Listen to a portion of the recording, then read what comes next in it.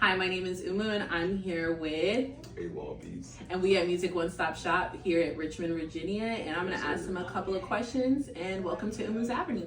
AWOL, where are you from? Born and raised in Southside, Richmond, Virginia. Okay, repping 804. Yes, what type of art do you create?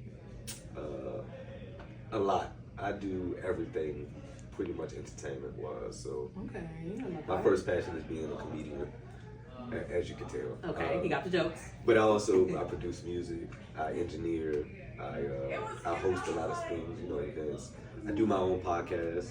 Shut that out. Yes, 420 podcast every Friday from 4:20 to 17. You know what I mean? At the AWOLbeatz. You already know what the vibes is. And I have a morning show every morning. Wake up 8:04.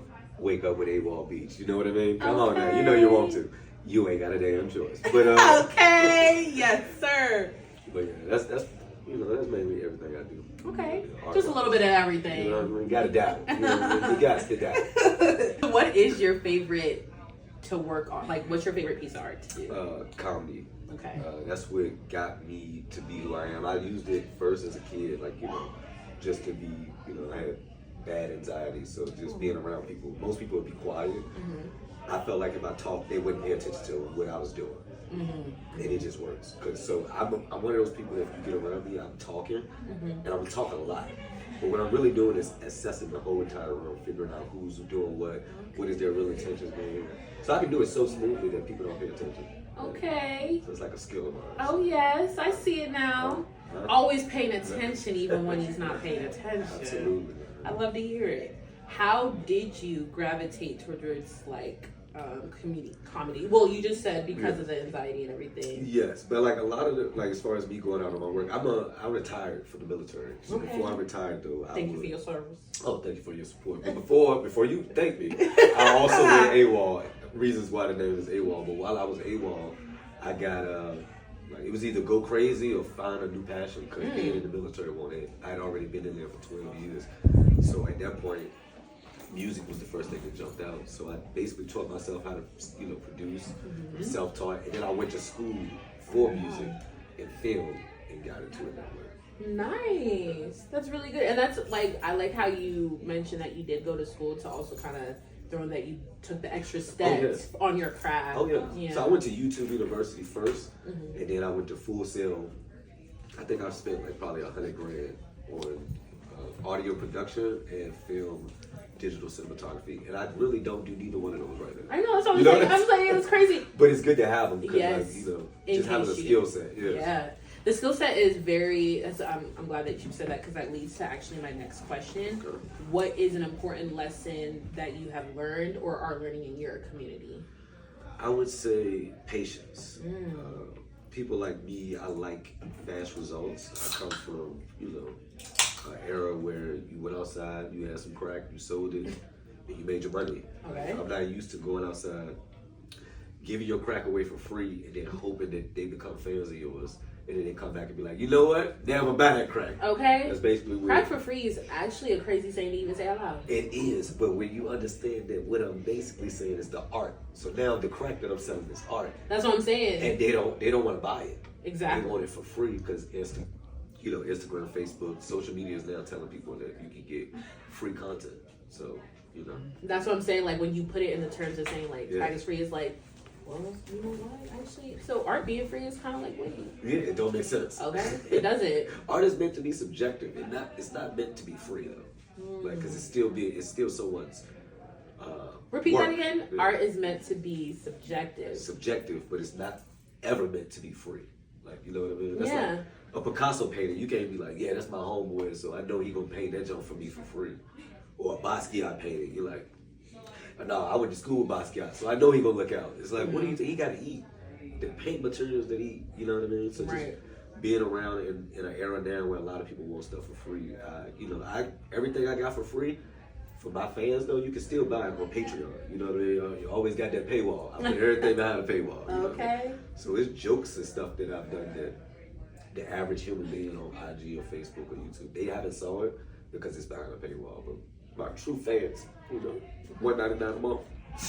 $1.99 a month. Yes. Okay. But but it adds up. You know what I mean? It does. It adds up. But that's what I'm saying. Like, that's nice that you still make it, you know. Yes. And it's like, I look at it like I'm trying to make sure I give out the best quality of content. And if I'm doing that because you're paying for it, that means it's going to motivate me to really put my thought process into it. So. Okay, yeah. I like that.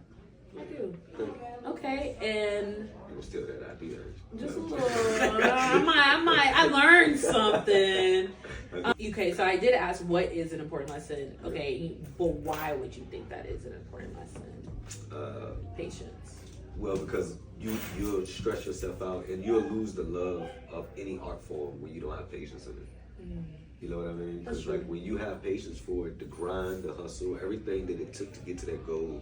Once you get to that goal, you'll realize that the journey was the best part of it. Yeah. It wasn't really the result. Even though the result made you feel complete, it wasn't really the best part of it. The best part of it was coming up with the idea and executing the idea and everything in between, the ups, the lows, the downs. Like, I love that part of the game. Yeah, so. that is so real because when I came to Boston, I came in February and I joined and everything. I became a member. When I was working on my poetry audiobook and everything, that was so fun. The rush was there and everything. And then it was like the week and I was like, oh, I have to promote it now. It's all done. I have to promote it now. I already listened to it. It's already sequenced. Now I have to promote it. Now I was scared and I was having fun with the promoting.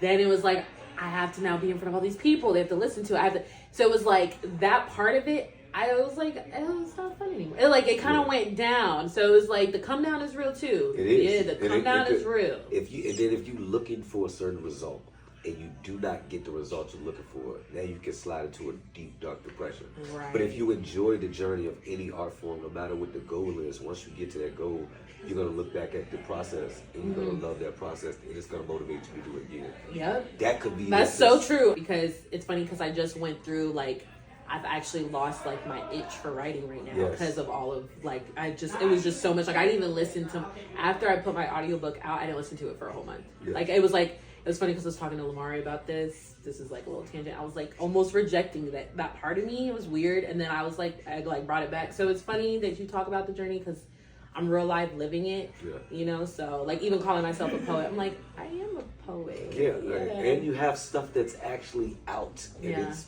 able to be digested from the whole world. So that kind of qualifies you as straight up poet right there. Okay, yes. And they know it. Okay.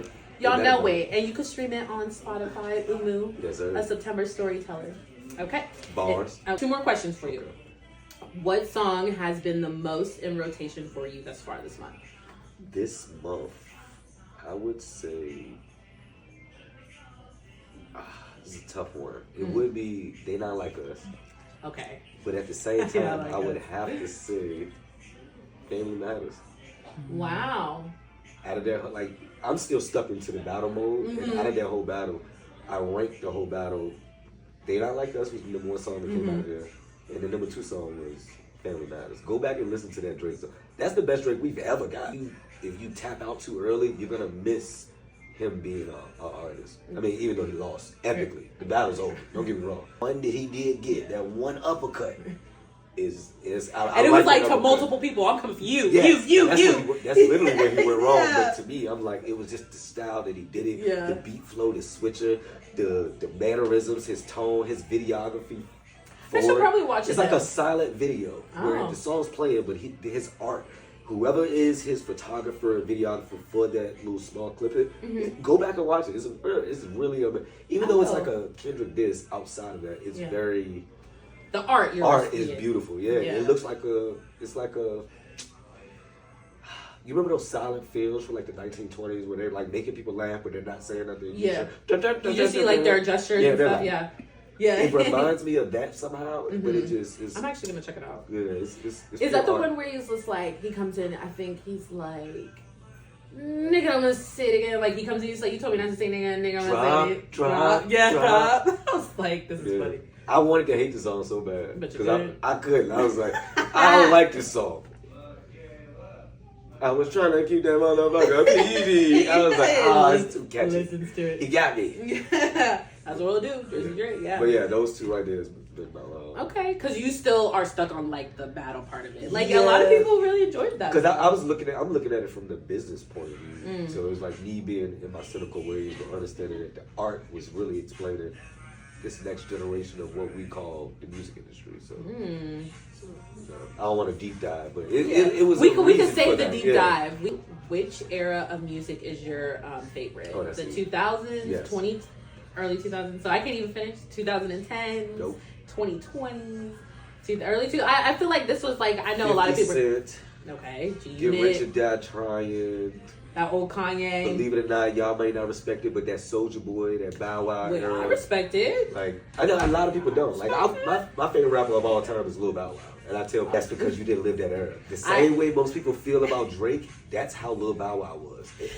I will say that though. And he came to my neighborhood and came to my school. Oh, so he came to the hood. He came. I pulled up and he came to the hood. Picked up LaJoya, what's her last name? LaJoya Pierce. You got and tap in with her. I'm telling you. He picked her up, took her to some spot in Midlothian. But it was just him being on top of the game at that point and just being his consistency. He was in movies, he was rapping, he could play basketball. He was multi-happening. In which I love those type of artists. So then, years later he ended up, being an actor. A really good one. And that's what to say, like a really very good underrated one. And then, Road Bounce and CSI. But I didn't know he was on CSI. Yeah, he's in CSI New Orleans. That's what I'm saying, man. Okay, I'm gonna tap in. Let me find out about Wow. Y'all generation, unfortunately, he has made an ass of himself trying to prove himself to y'all. So it's like, we're no disrespect, but you know what you did. You didn't have to do that. We knew who you were. Like you the hood love you, the city love you. But thank you for stopping by AWOL at Umus Avenue. Absolutely. And we'll I be love back this street. again. You know what I mean? I love this street. He Lettuce Avenue.